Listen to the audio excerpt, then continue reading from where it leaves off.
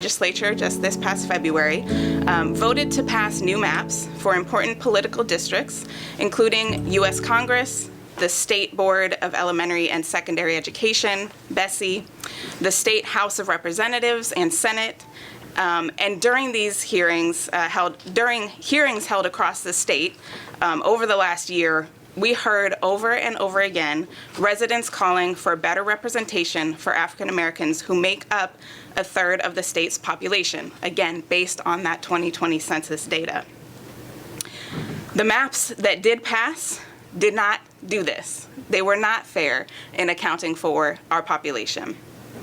You'll hear a lot more about that from our panelists, but I do want to note that just a week ago, the governor vetoed the unfair congressional map, snaps, but not the ones for the state legislature or BESE. All of the folks up here advocated for different maps. We want to make sure that, again, that you know what to be paying attention to, that you know how to be active in the rest of the process as we move forward. I'm going to introduce my panelists. We have Jared Evans, Policy Counsel for the NAACP Legal Defense and Educational Fund.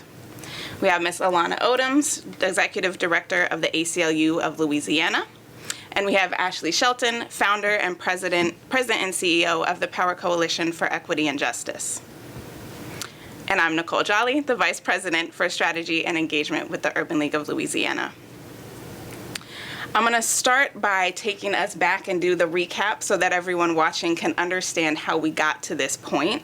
So I know there's a lot to talk about what's going forward, but let's look at the last year or so of work that you all have put in to get here. So I'm going to start with you, Ashley.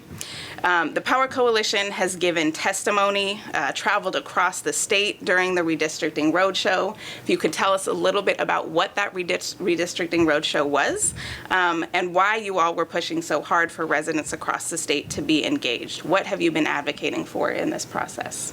Well, thank you for having me today.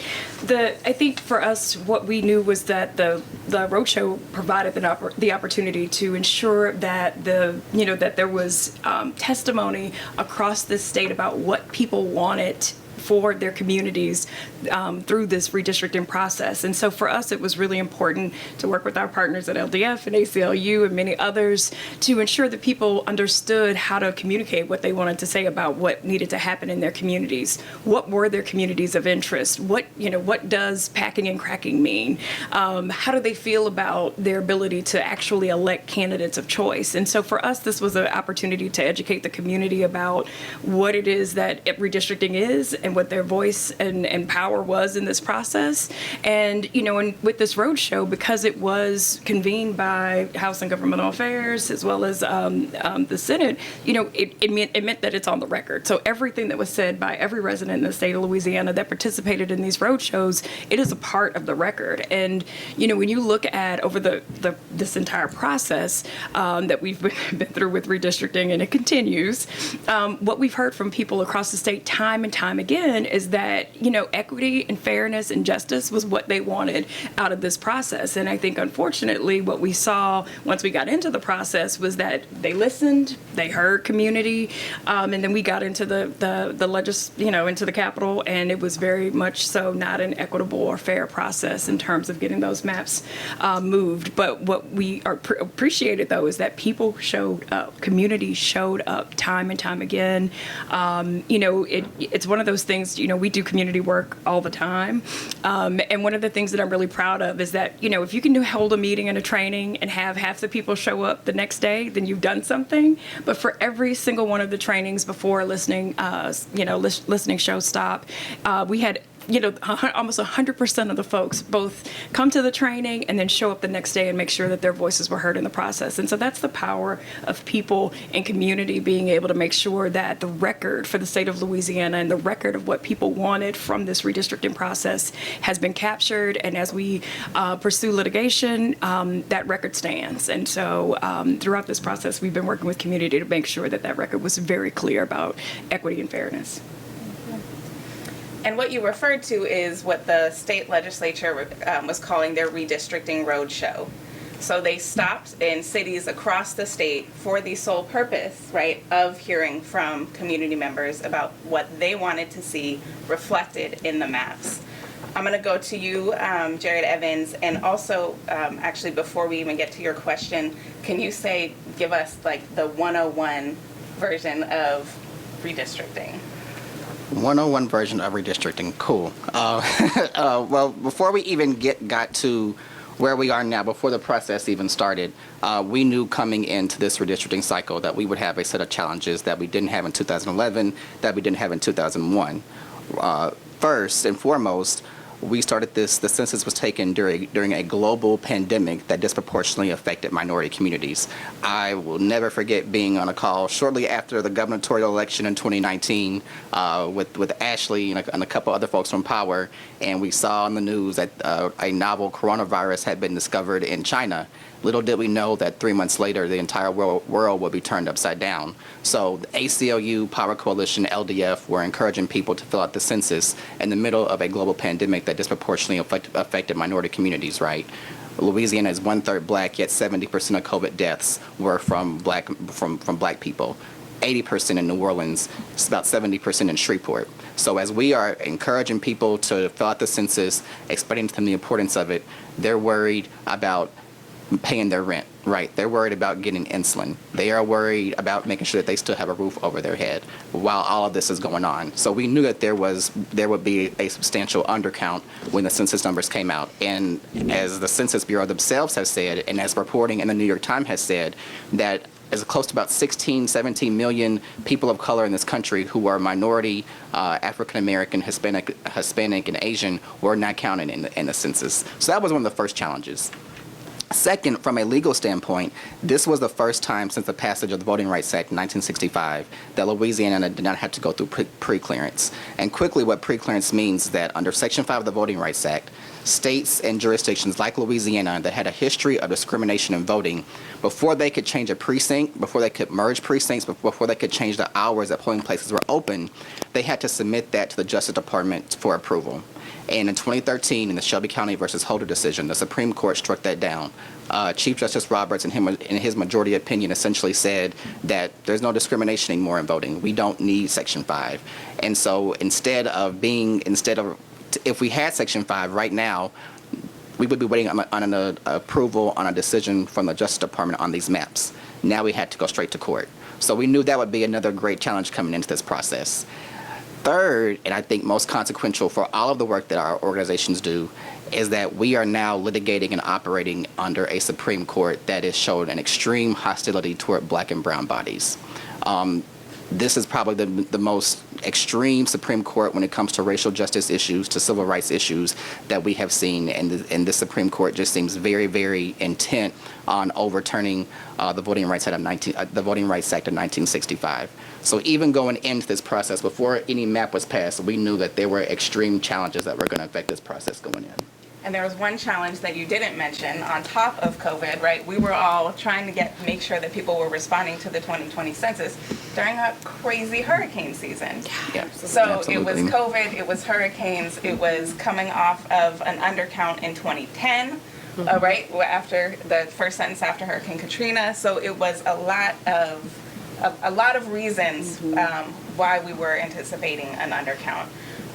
And again, all of that feeds into how these maps were drawn, what we now are paying attention to.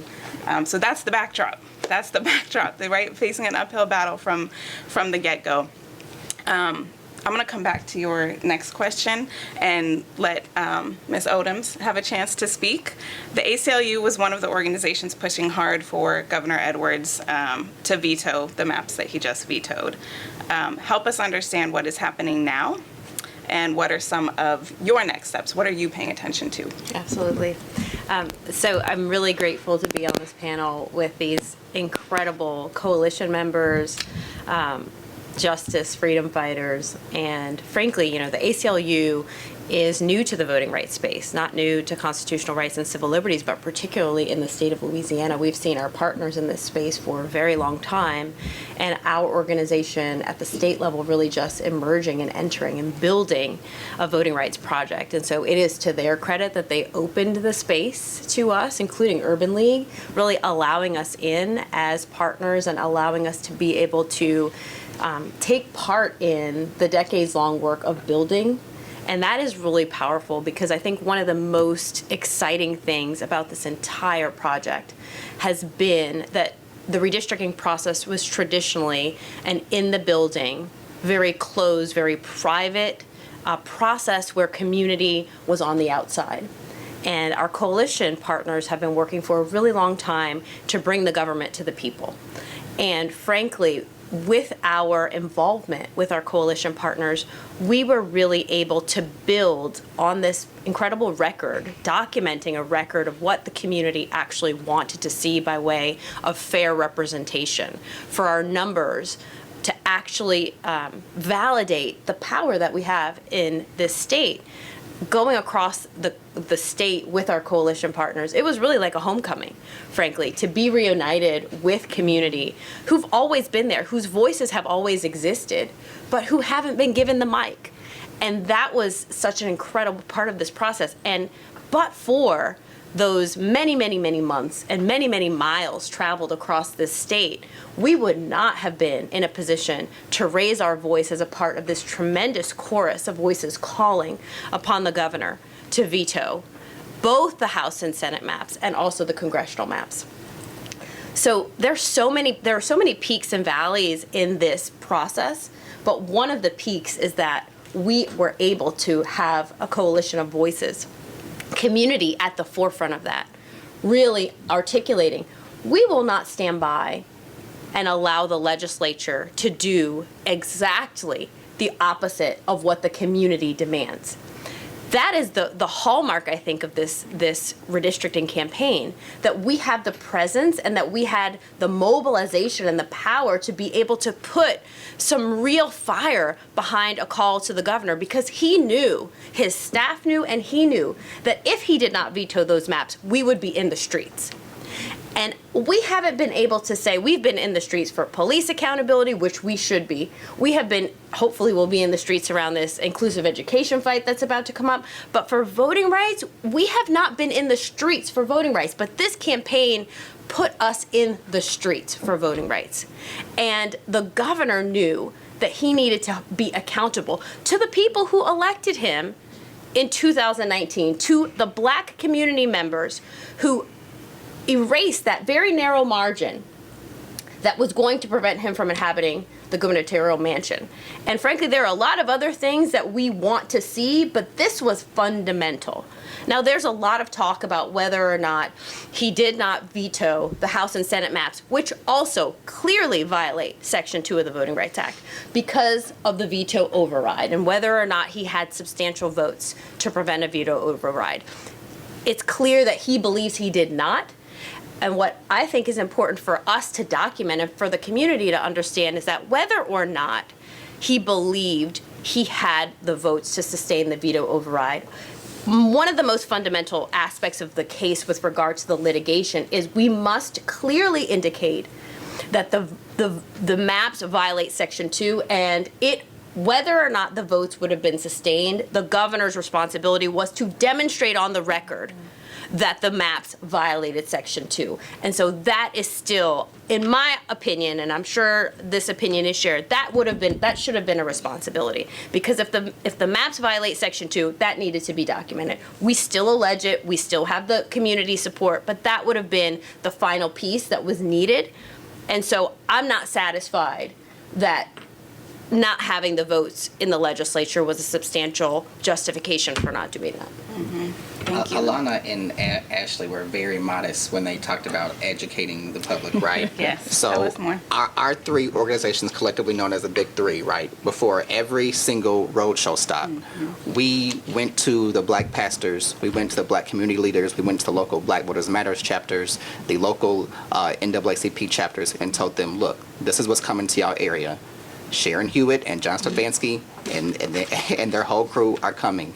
We've got to have a strong turnout to build the record. We've got to let them hear from the people. And so before every single one of those trainings, before those hearings, our organizations collectively held a training where we explained to them exactly what Ashley said, explained to them what packing and cracking was. We explained to them how this process is used to discriminate, to disenfranchise, and how the maps directly impact the roads they drive on, right? Whether they get a stop sign in their neighborhood, whether a grocery store is located in their neighborhood, or whether they still are living in a food desert, right? We explained that process to them, and the next night, when the actual hearing was held, that's when they showed up and delivered some of the most impactful, compelling, moving testimony that I think you will ever hear before a legislative body. Yeah, I know people personally who that was their first experience ever speaking at a hearing, ever coming to a space where they could have the mic. And so it presented a first opportunity, or at least people took advantage of it for the first time because of the work that you all did. And for that, just on behalf of the Urban League and everybody else, we are all grateful. I want to hear a little bit more about the NAACP's experience in the Roadshow. You all gave them maps. Yeah.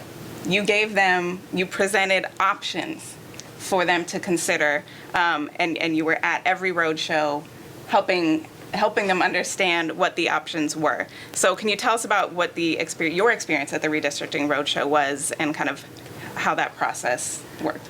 Well, we knew from the beginning that this was going to be a record-building process. We knew that it was very unlikely that Sharon Hewitt was going to let anything out of her committee that gave expanded access or added additional minority seats. So we knew that it was very likely that we were going to end up in court, which is exactly where we are now. ACLU and LDF have sued the state on the House and Senate map. We have also sued on the congressional map, and in the congressional case, we're proud to represent Power Coalition, and the NAACP is one of our clients as well. So we knew going in that it was extremely important for us to have a record on which to litigate. That's why it was so important for us to not just hear from lawyers, not just hear from myself and Chris and Anaya and Tori and everybody else, but to actually hear from people who live here and are directly impacted by these maps. And so that's why we had such a robust turnout at the Roadshow hearings, and that's why when it came to the Capitol, Power Coalition invested so much time and resources in having a full conference 2 days before to ensure that when those hearings were actually held, that John Stefanski and Sharon Hewitt and all the others heard it directly from the community about how these maps were going to impact them and what the community wanted. So we turned them out throughout the process, throughout the actual hearing. The next week, we had a couple hundred people come from Black Voters Matter. ACLU, LDF, and Power Coalition were shoulder to shoulder every day. And I got to shout out Devontae Lewis from the Louisiana Budget Project, who was our, what would you call him? Our Sherpa? Our Sherpa? Yeah. Who knew the process better, who knew the current members better than any of us did. I haven't worked at the Capitol in over 5 years, and Ashley, it's been a while since you were there as well. So we collectively did everything we could to build the strongest record possible in terms of getting all of our maps introduced, in terms of ensuring that there were proper objections, that that amendments were offered to the maps that were not passed. So now we feel very confident on the record that we're litigating on, that we will be able to show that each of these maps that we're litigating on violates Section 2 of the Voting Rights Act of 1965. I want to actually see if any panelists can help the audience understand why it's important to have that record. We just finished a panel with our Legislative Black Caucus members who also kept saying that same thing, right? We are building a record, we want things on file. So can you help us understand why that matters? Yeah, absolutely. And I have a little song that might help us with it. So Thornburg versus Jingles, United States Supreme Court case, that helps us understand whether or not there's just racial discrimination. And jingles, right? You got a jingle? Make a jingle. Yeah. So large and compact, politically cohesive, and racism. That's what we got to have a record. We got to say that we are large and compact, politically cohesive, and that there's racism. Whoa! Like, we didn't know that there was racism. But yeah, so we have to make sure that in order to create a majority-minority district for Black people, a new one, that there is sufficiently large population, and that we are compact, that we are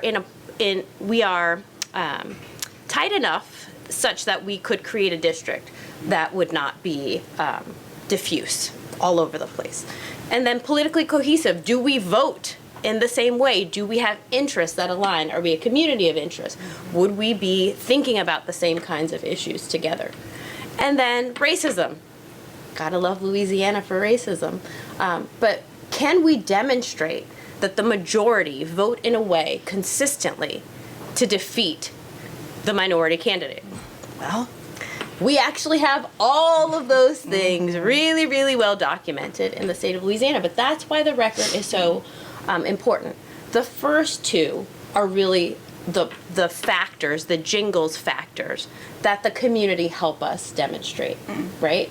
That we actually go and we hear from members of the community where we're trying to create these new opportunity districts where they say, we've been wanting to tackle these issues. There is no one currently in the seat that can identify. We have not elected a Black person, a person of color, to this seat in hundreds of years. There never has been, and there never will be. And I always give the example of the Louisiana Supreme Court, rather, not the United States Supreme Court, because I didn't work there, but I did work at the Louisiana Supreme Court. And prior to the Chisholm case, which was in 1980, there was never a Black person that had ever served on the Louisiana Supreme Court, ever. And the Chisholm case in 1980 essentially was a Section 2 Voting Rights Act case to redraw the districts and to create a new district in New Orleans that did not include Jefferson Parish or Plaquemines Parish, that did not crack Black votes. And once the Supreme Court created this new district, lo and behold, Chief Justice Bernat Joshua Johnson could be elected from that new district, was the only Black person to ever serve. Well, that's not true. Revius Ortiq was her predecessor, but he had to step down. But only Black person ever elected to the court.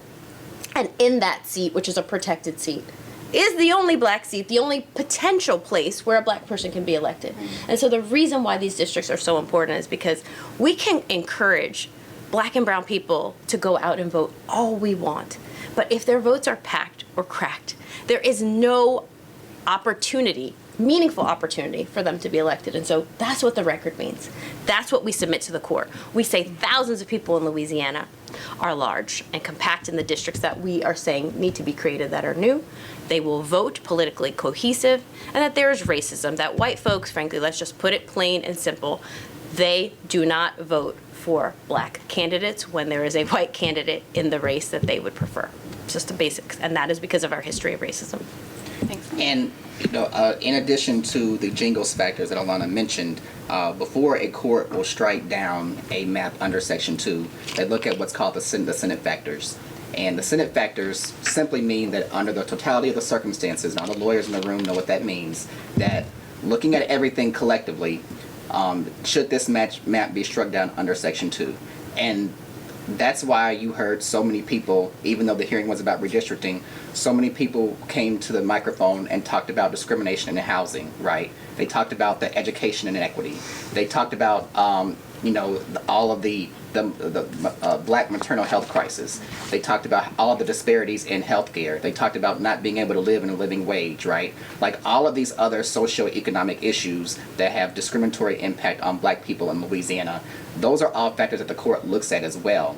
And so that's why it was so important to have, what was the maternal caucus from New Orleans? Yes, Frankie. Yeah, Frankie and so many other partners. That's why we were able to have a coalition of over 20 organizations that didn't do voting rights, that didn't just work on civil rights issues, but also worked on housing, right? That worked on increasing the minimum wage, that worked on equal pay. All these other issues are so connected that it was important to have that on the record as well, so that when a court looks at our malapportionment claim, that when they look at our Section 2 claim, they also see, wait a minute, Louisiana's got a whole lot of other issues on all these other socioeconomic factors.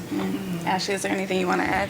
I mean, to that point, to Jared's point, I think one of the things that's really important to note as well is that in the midst of all of those issues, I think it was said several times throughout the redistricting process that certain legislators were trying to protect Black voters because they felt like, at a 51 or 52% performing district, that it wouldn't perform for Black folks. And I think that one of the things that I find interesting when you start to really look at, like, well, what does that mean, right? I mean, it's not funny, but I mean, I think I just got tickled because, I mean, the other option was to cry, was that, like, one, there's no protection without representation, period.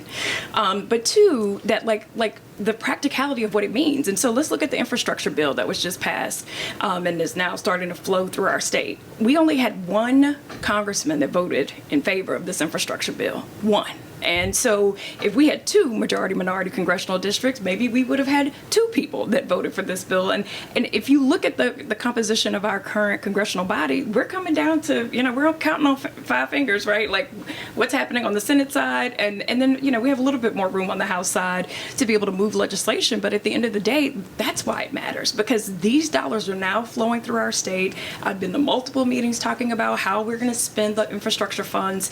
But we had the rest of our delegation that voted against opportunities for the second poorest state in the country, a state that is at the bottom of every good list and the top of every bad list. Maternal health crisis, all of these different things, and also criminal justice, right? So so we work with all of these partners to make sure all of that showed up, and to also say that, like, I'm going to take my chances at 51 or 52% because 30% is not going to net me a candidate that is going to do the work that I know is necessary to make our state a better place. And I often say, everything I love is in this place, and so we got to fight. Everything I love is in this place. And the idea that, that me having representation, my family having representation is not important in 2022 is unconscionable, right? And so that's why we're litigating. That's why we fought throughout this entire process. That's why we had young people from HBCUs, just like Southern University and Dillard and Xavier and different, Grambling, my Grambling graduate, from around this state that came and talked about they don't have hope. They don't have hope for the future of this state. And so for our legislators to then move and pass maps that did not in any way meet young people where they were, the future of this state, to say, we're going to give you hope, give you the opportunity to actually elect candidates of choice, give you the opportunity to bridge some of these social and economic issues. It's so unfortunate, right? It flies in the face of what democracy is supposed to be about. It flies in the face of, the hundreds of people that testified at every different part of this process, whether it was the listening sessions or, the mass mobilization where we had over 250 people at the Capitol on the first day of opening day of a redistricting session. We, and then had all of those folks saying what they wanted. But the idea and the thing that kind of stung and stuck with me the most was that our young people said that they didn't have hope for the future of this state. And we continued down a path of, putting forth maps that actually don't even meet the letter of the law. And so, I think, folks, some folks have curdled at this idea of saying that these maps are racist. Well, they are racist. I mean, I don't know what else you call them.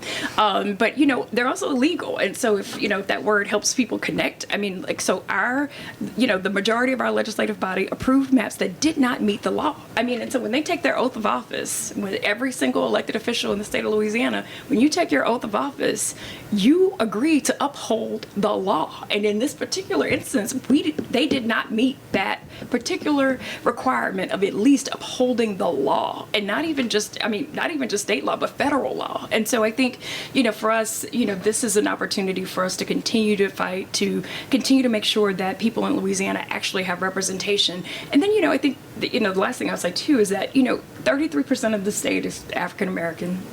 At least. At Well, least, according right? to the census. Exactly, right. And According to the then census. according to the recent New York Times article, I mean, clearly all of the major metros were undercounted. Clearly all of the major metros are but predominantly African American, the majority African American. So, you know, when you think about about 45% of the state being black and brown people, but we have, you know, about 25% representation, that's unconscionable. And then, and that's across the board. That's, you know, State House, Senate, BESE, Supreme Court. And then when you get to the congressional map, you know, there's some simple math here. It's 6 congressional seats in the state of Louisiana.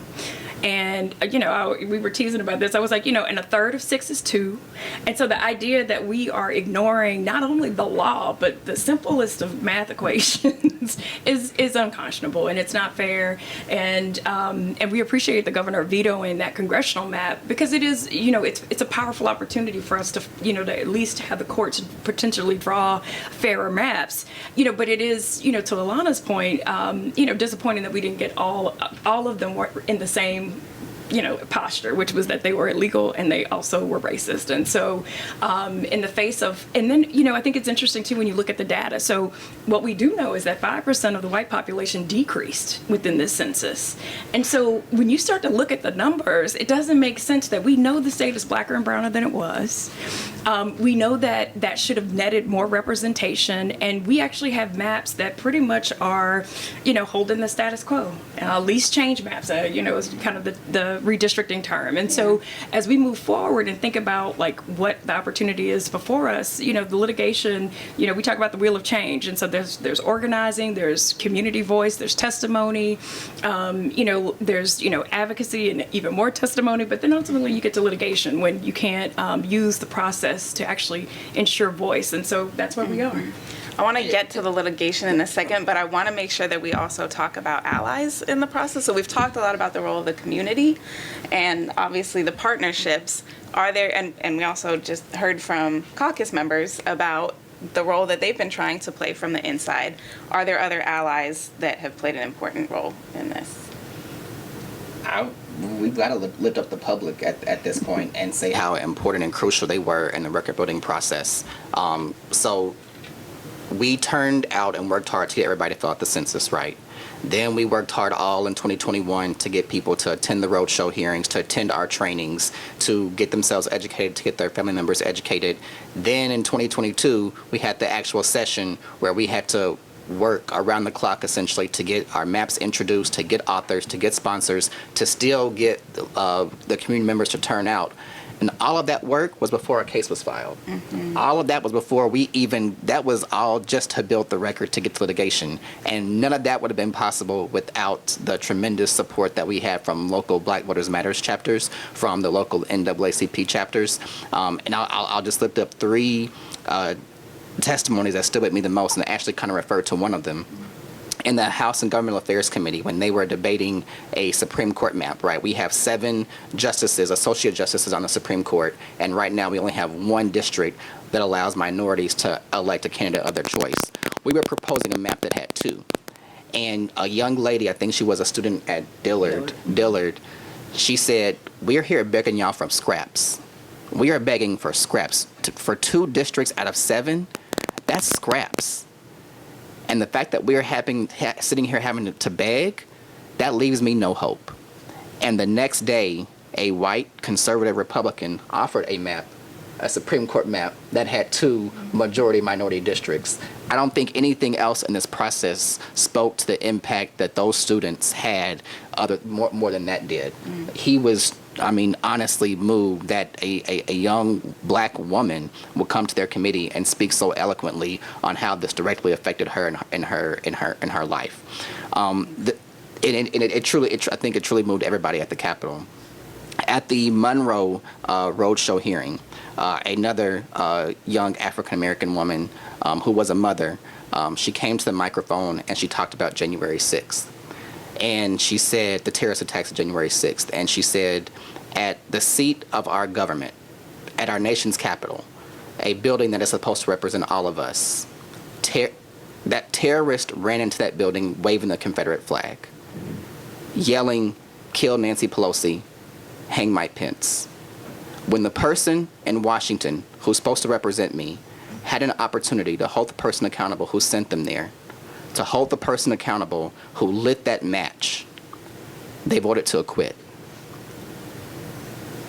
How do you think that makes me feel as a black woman? How do you think that makes me feel as the mother of a black son? And I don't think there was a dry eye in the room to hear how someone directly connect that to their everyday life.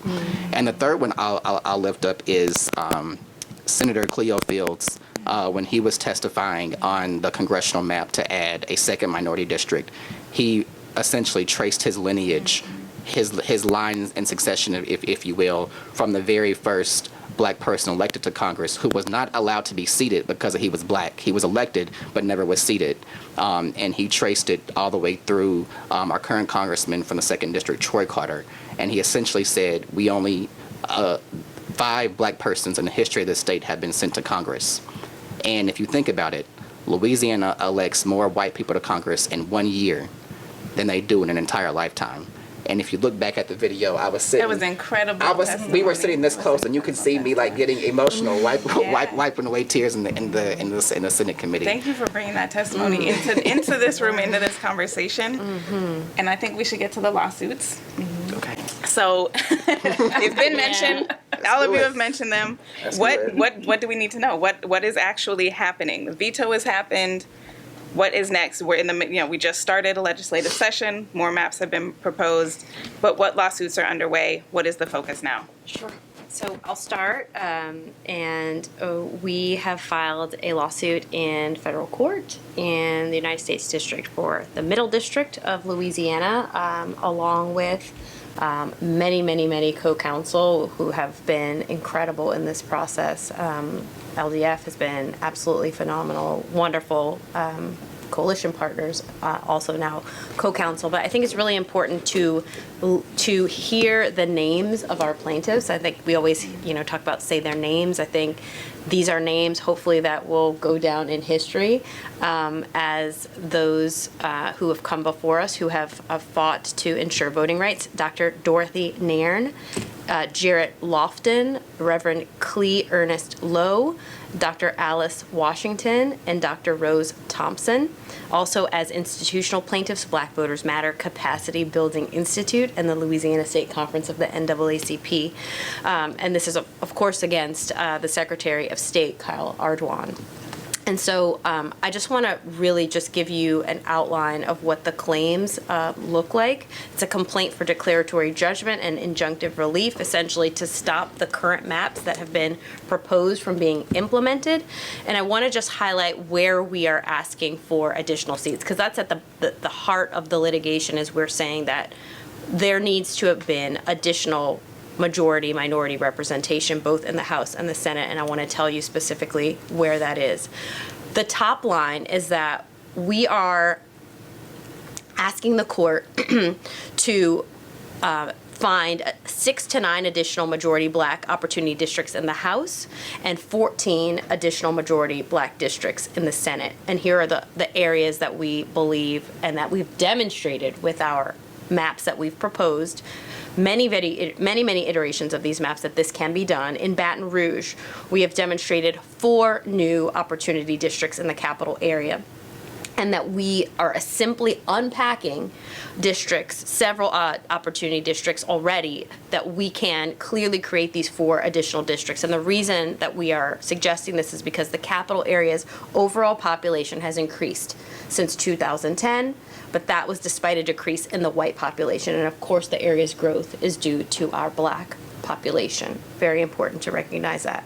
Also in Northwest Louisiana, we have demonstrated 1 new majority Black district in the Shreveport area. Current districts here are very, very packed. And so we achieved this by correcting that, and Shreveport area packing is what Representative Glover emphasized in his remarks during session.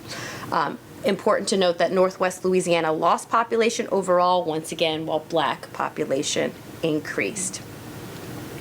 In addition, we moved the Shreveport area district number 5 from Shreveport to New Orleans to account for the population loss in the northern part of the state and the gain that happened in New Orleans. By contrast, the legislature accounted for this by dismantling the Natchitoches Opportunity District 23 and moving it to New Orleans. And that is particularly harmful. So DOJ, in the way that it's done its analysis, Department of Justice, the DOJ, Department of Justice, when it has analyzed Section 2 violations in the past, if there are current existing majority-minority districts that are dismantled, that is a key signal. And HD 23, House District 23, was a majority district that was dismantled in the current proposition. So we are suggesting that that needs to be restored. Finally, in Lake Charles on the House side, one new opportunity district in Lake Charles. We achieved this by unpacking the current majority black district in House District 34. Again, with the population, Lake Charles area lost population overall, but saw great growth in black population. The biggest growth in black population in the state, 19% increase in the population in Lake Charles. So that really, really important to note. And so just on the Senate side, I just want to talk about in Shreveport, one new opportunity district, West Baton Rouge, one new opportunity district, Jefferson Parish, one new opportunity district, for a total of 14 on the Senate side and 6 new on the House side. So if you can kind of remember those numbers, we need 14 and we need additional 6. Essentially, this would literally square us with 33% of the population on the House and Senate. This would give us that representation, and that is the bare math. And I'm going to turn it over to my client Ashley to talk about why the congressional suit was so important. But I'll just quickly say that for everybody watching, please call your senator, call your representative, and explain to them how imperative it is that the governor's veto is sustained on the congressional map. I want to be clear, the action to take now. Right now. Call, text, email, go by their office, go to the Capitol, look them in the face and tell them, please vote to sustain the governor's veto. It is imperative to the success of not just our lawsuits, but just getting us a second district, right? Like, that veto must be sustained. So I'll let Ashley talk about why this is so important. You stole some of my points. But, I think, for us, when we're the Power Coalition, and so I'm always looking at, like, how are we actually bringing power, to communities of color in this state? Like, how do we actually walk in the power that is 33% of this population, and then realizing that both in representation, but in all the ways. And we were just whispering about St. Bernard Parish, in addition to, I'll talk about the congressional piece in just a second, but in addition to the state and congressional and BESE, Supreme Court, and Public Service Commission maps, now you see many of our communities going through local redistricting processes. And so, I tell folks, I was like, I want my big power, and I want my school board seat in St. Bernard Parish. I want my police jury or whatever, city council, whatever St. Bernard has. I want my, there's shifts in population, and we want to make sure that we realize all of that power. Going back to the congressional case, this is so important because it is one of the highest points of power, right? If you think about what it means to actually bring resources to our state, what it means for folks to actually have representation that cares about the issues that they're being faced with, and and I think in the governor vetoing this, the congressional map, what he knew and what we advocated for, day after day and very intensely for the last couple of weeks, has been the fact that there is no reason not to veto this map, that the very black people we're talking about are the people that elected him, and that this was the least that was owed to black folks in this state. And then also, too, that, one of the things that always struck me, too, is that there's also this thing about just being on the right side of history. Like that, like here we are in 2022 having a 1964 conversation, and it just feels some kind of way. And, and so with this congressional case, it actually gives us a chance to actually have the courts draw the maps. And again, we are hopeful that the courts will do what is equitable, what is just, and what is equitable and fair. But again, if indeed we can continue to run into this problem where, we can't figure out the simple math and we can't give actual representation to the people of this state, we will appeal it to the next court. And so there is a fight. But what Jared said, most importantly, though, is that there's a moment, right? I mean, so an override session has not been called just yet to override the governor's veto. We're hopeful that one will not be called. involved, but that all depends on you guys. And so we need those phone calls. We need y'all to go down to the Capitol, call them out of committee, call them out, in district and when they're home, and have those conversations about why this is so important. And I think that, for so many of the legislators that we talk to about sustaining this veto, it always comes back to, it actually is only fair. And I was like, well, we could have got here way before we got the litigation. But I mean, the truth is, it really is what is fair, and an opportunity for folks to have true representation, and for our state to be able to bring in resources that we currently do not have, in the face of being one of the poorest states in the country, right? And so, this is a huge opportunity for us to increase representation and voice of people of color in this state, and it makes me emotional just to think about how close we are to realizing a really powerful moment for people of color in this state. And, we're going to fight all the way to the end. And it will be historical. Yeah. It will be historical, absolutely. And the last thing I'll say about litigation is that none of this should come as a surprise, right? We placed them on notice very early on in the process. We sent our first letter in September notifying every member of House and Government Affairs and Senate Government Affairs that if you pass a map that fails to add additional minority seats, you are opening yourself up to cost litigation.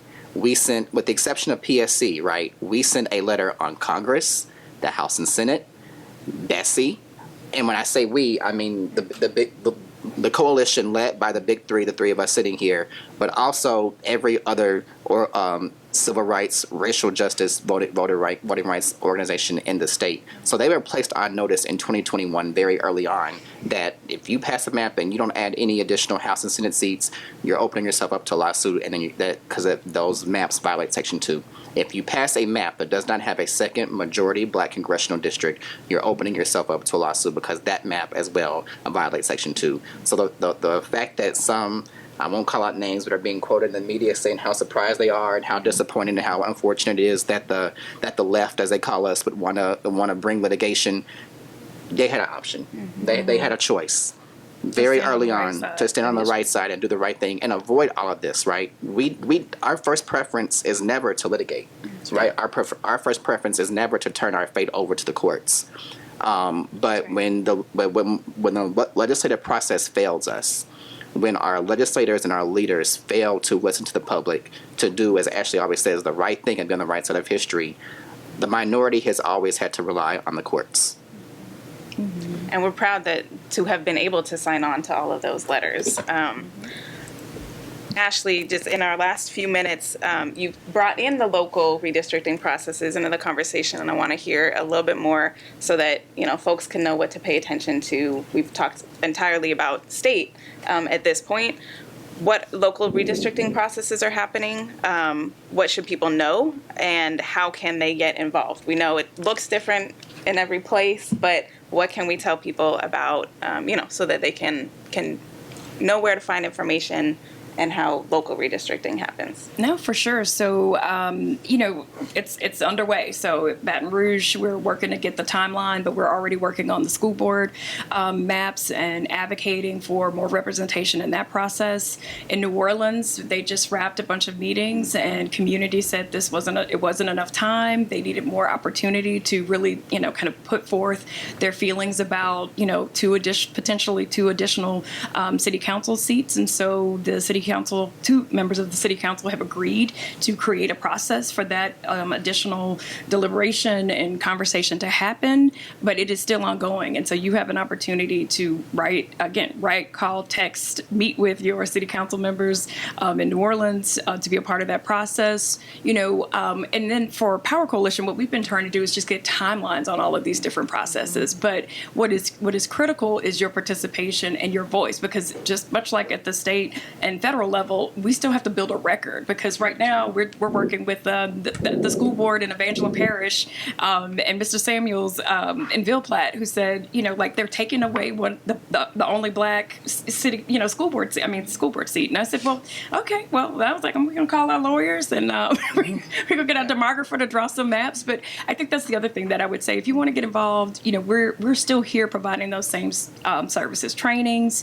We have a demographer that works with us us that can draw potential maps for you. If you know and understand that your community has an opportunity to have more representation, then we are here to support you in any way. And you can go to powercoalition.org and or email us at info@powercoalition.org, and we will try to support as much as we can. But these processes are underway, and so if you haven't heard anything, then you need to call your city council, police, jury, whatever form of local government you may have in some of our smaller rural communities. But you've got to make the phone call, and you've got to find out what the timeline and what the process is. And then also too, we know that what happened at the state level is also happening at the local level, and so folks are trying to move. They're just moving the line. They're trying to draw back, the power and voice that Black people have fought for many years. And so it's going to take that continued and sustained investment, and it's going to start with you making a phone call to find out what's happening in those processes. Thank you. And one thing that I didn't expect to happen, but it was very surprising to me at our trainings for all the roadshow stops, was that at the end, I would tell everybody, so when you go to the hearing tomorrow, you only talk about Congress and BESE and Supreme Court and House and Senate. If you got a problem with your parish council or your police jury or your school board, the legislature doesn't have anything to do with that. And so after it would end, I cannot tell you how many people came up and would say, I'm worried. I have an issue with my school board member. I have an issue with my city council person, right? In my parish, the public schools are 60, 70% Black, but our school board is only has 3 out of 9 members or 3 out of 10 members who are Black. We really want to help redrawing our school board. And right now, all 64 parishes are going through the process of reapportioning and redistricting their school boards, parish councils, police juries, city councils. And even more so than the legislative process at the legislature here in Baton Rouge, we've seen that public testimony, public input, when the local NAACP chapters get involved, when the local Black Voters Matters chapters, when the local civic organizations, religious organizations get involved. Black Greek organizations. Absolutely. Yeah. It changes the whole narrative, right? And because these bodies who pass these maps for decades and decades, they're not used to seeing Black faces in the room. They're not used to people being educated on what packing and what cracking is. They're not used to seeing people coming to the table and speaking eloquently and intelligently on how these maps affect their everyday life. So it's been probably the most rewarding and surprising thing, I'd say, through this whole 2022-2021 redistricting cycle, is the impact that our trainings collectively have had on the local process. Yeah, and maps. They also came to the table with maps. And Exactly. we would be remiss if we didn't, take a minute, because you asked about allies. The Black church has been amazing. Yeah. The Black pastors have done, they have done the work, right? Like, they have had the meetings. They have asked the hard questions. The Deltas, showed up on force. They were so strong. At every single roadshow Delta here, Sigma. yeah. You just saw this beautiful sea of red. I'm not a Delta, but I really want to be after this process. Y'all hear me? At every single roadshow here, and they showed up. Yeah, and so just wanted to those neighborhood associations, those community groups. There were so many, and then also to our nonprofit partners. And so I see my good friend Andrew Morris with Greater New Orleans Housing Alliance, and so many others that stood with us and helped move the people that they talked to about why all of these hearings were important. And so I just wanted to make sure that we lifted up all the allies, because it was just so many people. But then also too, as you go from just the public, having our faith leaders, our sororities and fraternities, our Southern University and our other HBCUs across the state. It was just powerful levers for us to be able to use to be able to get to the result of this veto and hopefully a second congressional majority minority district. We have heard across the first day and already, up until almost halfway through our second day, the importance of partnerships and collaboration. I don't know that there's a better example than what we have seen on this panel. So kudos to all of you. It is, again, something that we know is absolutely necessary to move the needle on any of the topics that we are talking about over the course of this conference.